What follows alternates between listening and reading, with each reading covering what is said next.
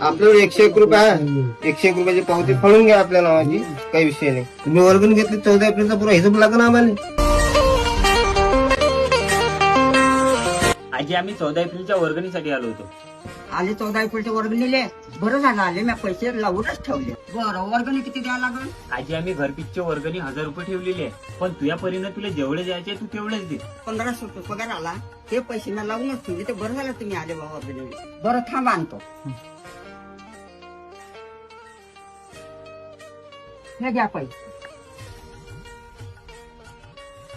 आजी हे तर 1200 रुपये, आपली तर वर्गणी फक्त 1000च रुपये होती. त्याच्यासाठी जास्ती दिले का बाबासाहेबांची जयंती फटाफटात झाली पाहिजे.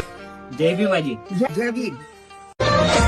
तू इतकं दिलं आम्हा हे कधी करावं, तू इतकं दिलं आम्हा हे कधी करावं. तुला देव म्हणावं की भीमराव म्हणावं, तुला